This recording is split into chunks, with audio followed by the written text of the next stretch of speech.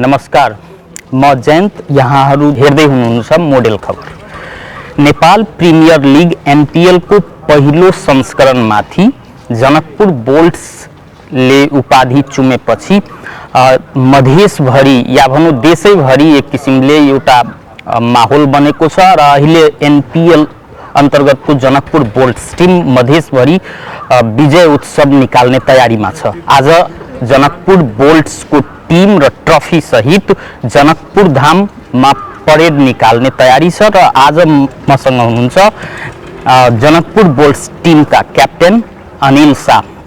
अनिलजी, स्वागत छ यहाँलाई मोडेल खबरमा। धन्यवाद। यो एनपिएल को पहिलो संस्करणमाथि नै कब्जा जमाउनु भयो यहाँहरूले, अनि अहिले मधेसभरि एउटा उल्लासको वातावरण छ, विजय उत्सव निकाल्दै हुनुहुन्छ। कस्तो महसुस भइरहेछ? खुसी लागिरहेछ। हामीले एकदम राम्रो सपोर्ट पायौँ। हाम्रो जनकपुर मधेस भनौँ, मधेस या मधेस बाहेक पनि नेपालभरिबाट हामीले एकदमै राम्रो सपोर्ट पाएको थियौँ। अनि त्यसले गर्दा एउटा किसिमको छुट्टै ऊर्जा पनि पाइरहेको थियौँ अनि हामी एकदमै उत्साहित छौँ। अनि लास्टको 2-3वटा म्याच इन्जर्ड हुँदाखेरि तपाईँले म्याच गुमाउनु पनि पर्यो, फाइनल पनि खेल्न सक्नु भएन। त्यो बेला के मनमा चलिरहेको थियो तपाईँको? एकदम गाह्रो भइरहेको थियो मलाई बाहिर बसेर म्याच हेर्नलाई। खेल्न नपाउँदाखेरि झन् प्लेअफ्सको गेमहरू एकदम इम्पोर्टेन्ट गेमहरू मैले गुमाउनु परेको थियो। अनि मलाई चाहिँ एकदमै गाह्रो भइरहेको थियो। तर अब खेल्न नसके नि म मेरो तर्फबाट मेरो टिमलाई कसरी सहयोग गर्न सक्छु, कुन पार्टमा म सहयोग गर्न सक्छु त्यसमा चाहिँ ध्यान दिइरहेको थिएँ मैले। अनि मेरो जुन अफ द फिल्ड जुन कामहरू थियो त्यो चाहिँ गरिरहेको थिएँ। अनि सुदूरपश्चिमसँग यहाँहरू लिग चरणमा एउटा म्याच गुमाउनु भयो, अनि क्वालिफायर 1 पनि सुदूरपश्चिमसँगै गुमाउनु भयो। फाइनलमा सुदूरपश्चिमसँग भिड्दै हुनुहुन्छ, त्यो सोचेर के डर थियो कि होइन हामी बाउन्स ब्याक गर्छौँ, पराजित गर्न सक्छौँ, मनमा थियो कि थिएन? थियो एक किसिमको। अब हुन्छ नि, अब कुनै पनि टिमसँग हार्दाखेरि नेक्स्टचोटि भिड्ने बेलामा अलिकति मनमा डाउट चाहिँ हुन्छ। त्यो चाहिँ नहुने कुरा होइन, डाउट चाहिँ हुन्छ, डाउट थियो पनि। तर हामी क्वालिफायरमा पनि हामी हार्यौँ। अनि त्यसपछि चाहिँ हामी डिस्कस गऱ्यौँ टिममा कि हामी केमा चुकिरहेछौँ होइन। सुदूरपश्चिमसँग खेल्दाखेरि चाहिँ कहाँ हाम्रो गल्तीहरू भइरहेछ, त्यसमा हामीले फोकस गरेर त्यसको बारेमा हामी छलफल गरेर अनि फाइनलको लागि हामी तयारी गरेर आएको थियौँ। अनि त्यही हो, अब हाम्रो चाहिँ पोजिटिभ चाहिँ माहौल पोजिटिभ थियो, किनभने हामीले जुन 2टा गेम हारेको थियौँ त्यसमा चाहिँ हामीलाई थाहा थियो कि हामीले आफ्नै मिस्टेक्सले गर्दा हारेको। त्यो चाहिँ फाइनलमा हामी दोहोऱ्याउने थिएनौँ। हामी फाइनलमा आफ्नो बेस्ट क्रिकेट खेल्नुपर्छ, क्वालिटी क्रिकेट खेल्नुपर्छ भनेर हामीलाई आशा थियो टिममा र हामीलाई विश्वास पनि थियो यदि हामीले राम्रो खेल्यौँ भने हामी जित्छौँ भने। अनि आसिफ शेख, यहाँहरूको सिनियर प्लेयर आसिफ शेखलाई क्याप्टेन नबनाएर या अनिल शाहलाई बनाइयो, त्यो बेला अनिल शाहको मनमा के चलिरहेको थियो? मलाई खुसी लाग्यो, किनभने म त अब सानैदेखि आफ्नो जिल्ला क्लबको क्याप्टेन हुँदै आएको छु। अनि त्यही भएर पनि मलाई अब दाइहरूले क्याप्टेनसिप दिनुभयो होइन। अनि म र आसिफ मिलेर नै काम गर्नुपर्छ जस्तो हाम्रो टिममा पनि छलफल भइरहेको थियो। म आसिफसँग पनि कोअर्डिनेट गरिरहेको थिएँ र आसिफले मलाई यो कुरामा एकदमै हेल्प गर्यो। उसले आफ्नो मनदेखि नै हेल्प गर्यो। चारैतिरको हरेक चुनौती पनि थियो क्याप्टेन्सीको बेला? आसिफको साटो त यहाँलाई बनाइयो त्यो बेला? नै, त्यस्तो केही पनि थिएन, किनभने न्युजमा चाहिँ अब टुर्नामेन्टभन्दा 1 दिन अगाडि एनाउन्स गरेको हाम्रो टिमले कि म क्याप्टेन हो भनेर। तर टिममा चाहिँ हामीलाई टिमभित्र चाहिँ पहिल्यै एनाउन्स भइसकेको थियो। जुन दिन हामीले जर्सी रिभिल गरेको थियौँ त्यही दिन नै एनाउन्स भइसकेको थियो हाम्रो टिममा चाहिँ। अनि आसिफसँग पनि कुरा भइसकेको थियो र आसिफले पनि मसँग आएर कुरा गरिसकेको थियो कि हामी जो क्याप्टेन भयो भने हामी सँगै मिलेर हिँड्नुपर्छ, यो टिमलाई चाहिँ जसरी पनि जिताउनुपर्छ, हामी टिमको लागि चाहिँ खेल्नुपर्छ। आसिफज्यूको अनुभवले काम गर्यो एकदमै। हरेक डिसिजनहरूमा म र आसिफ मिलेर नै काम गरिरहेको थियौँ। कोच सरसँग पनि हामी बसेर 3जना हामी बसेर छलफल गरिरहेको थियौँ। अनि विदेशी प्लेयरहरूसँग पनि हामी बसेर टिमको कुराहरू, टिमको डिसिजन लिने कुराहरूमा छलफल गरिरहेको थियौँ। जो आसिफले मलाई एकदमै हेल्प गर्यो। एनपिएलले नेपाली क्रिकेटलाई कहाँ पुर्याउँछ र खास गरी मधेसको क्रिकेटलाई? मधेसको मात्र होइन, एनपिएलले ओभरअल हेर्दाखेरि सबैको लागि राम्रो हो यो क्रिकेटको लागि। जुन किसिमले यो एनपिएल जुन किसिमको भयो योपालि सोचेको भन्दा पनि एकदमै धेरै राम्रो भयो र आउने दिनहरूमा पनि यस्तो राम्रो हुन्छ। तर अब सबैले मिलेर सहयोग गर्नुपर्छ एनपिएललाई पनि, यो ठाउँको नाम लिएर त्यो डिभाइड गर्नुभन्दा पनि ओभरअल क्रिकेटको लागि राम्रो, ओभरअल हाम्रो देशको लागि राम्रो।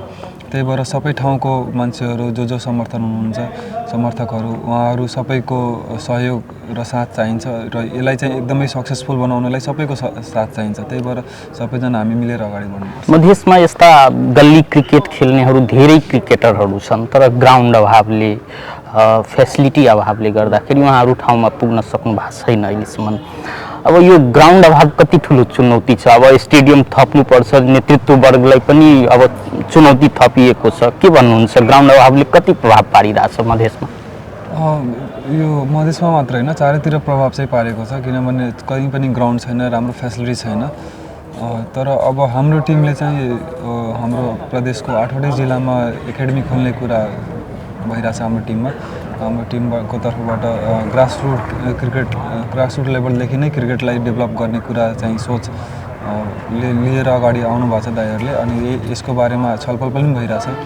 र मलाई लाग्छ कि चारैतिर एकाडेमीहरू खोल्यो भने ग्रासरुटबाट स्कुल लेभलदेखि यदि राम्रो गऱ्यो भने अनि फ्युचर चाहिँ राम्रो छ जस्तो लाग्छ मलाई क्रिकेट। थोरै व्यक्तिगत क्रिकेट कसरी सुरु गर्नुभयो? जहाँसम्म मलाई याद छ, मेरो घर पछाडि चाहिँ अब मेरो गाउँको दाइहरू, सिनियर दाइहरू, अङ्कलहरू खेल्नुहुन्थ्यो, अनि म उहाँहरूलाई हेरेर नै सिकेको। अनि त्यो घर पछाडि नै खेल हुँदाखेरि त्यो एक किसिमको छुट्टै किसिमको उत्साह हुन्थ्यो।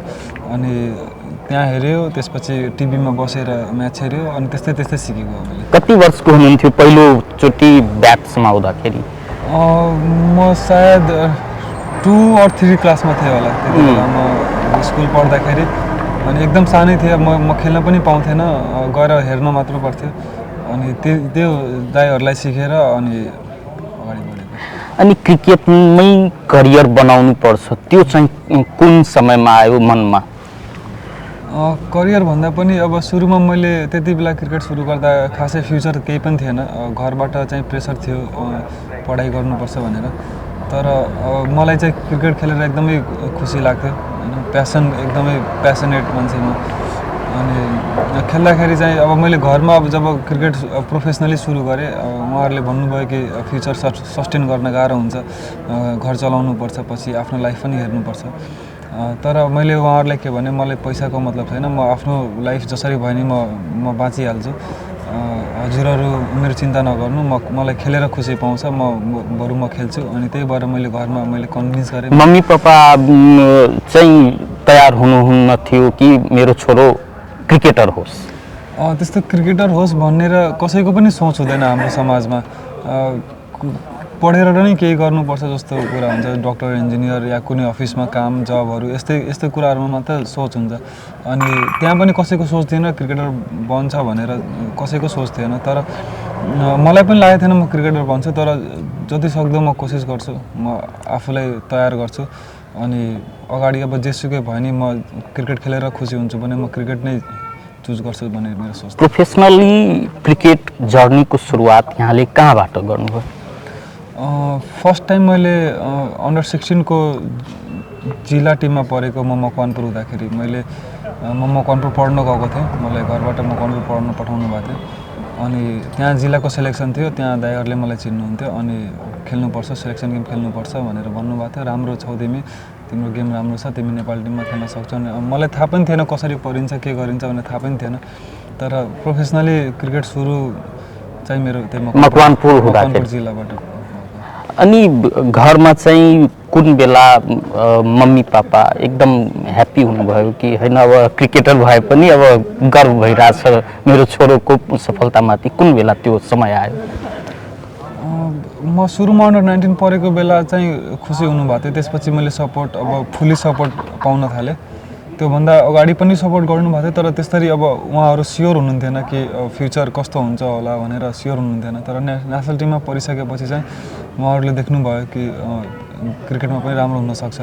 त्यसपछि चाहिँ उहाँहरू चाहिँ खुसी पनि हुनुभयो। तर फेरि म बिचमा ड्रप भएपछि, टिमबाट बाहिर भएपछि फेरि मेरो कमब्याक भएर अनि म वर्ल्ड कप खेलेँ। त्यति बेला सायद गाउँबाट पनि, मेरो गाउँमा पनि मलाई स्वागत गर्नुभएको थियो, मेरो वडामा, अनि मेरो नगरपालिकामा पनि स्वागत गर्नुभएको थियो। अनि त्यति बेला चाहिँ मलाई लाग्छ घरमा एकदमै प्राउड फिल गर्नुभएको थियो। अनि जब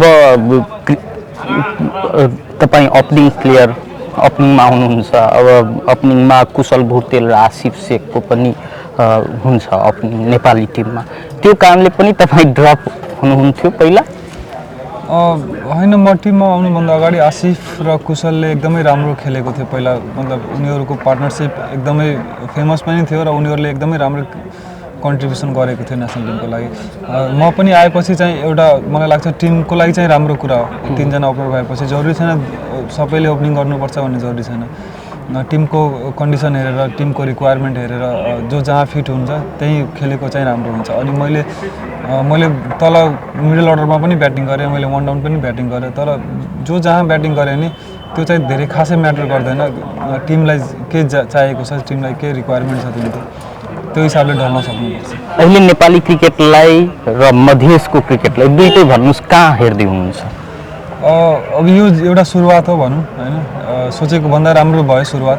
अब आउने दिनहरूमा योभन्दा धेरै राम्रो हुन्छ र यसको लागि चाहिँ अब हुन्छ नि, अब क्रिकेटरहरू मात्र होइन, क्रिकेट बोर्ड मात्र होइन, सबै जनताहरूले पनि चारैतिर कर्पोरेट सेक्टरहरूबाट, गभर्मेन्टबाट, चारैतिरबाट यदि सहयोग भयो भने साथै सबजना एकजुट भएर अगाडि बढ्यो भने यो क्रिकेट धेरै अगाडि जान्छ। अब यहाँको लक्ष्य के, आगामी लक्ष्य?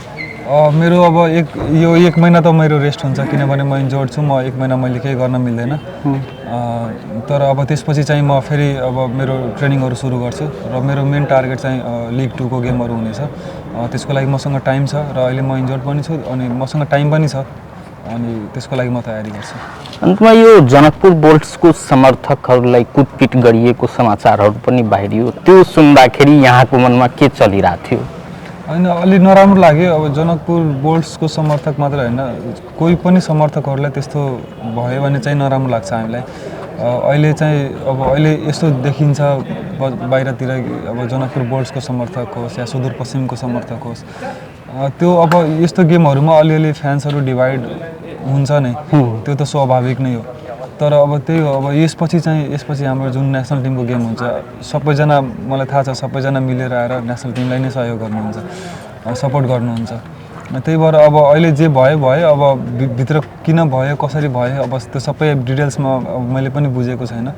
तर अब म चाहिँ उहाँहरूलाई के भन्न चाहन्छु भने यो सभ्य भएर सपोर्ट गरिदिनु होला, आफ्नो टिमलाई सपोर्ट गरिदिनु होला।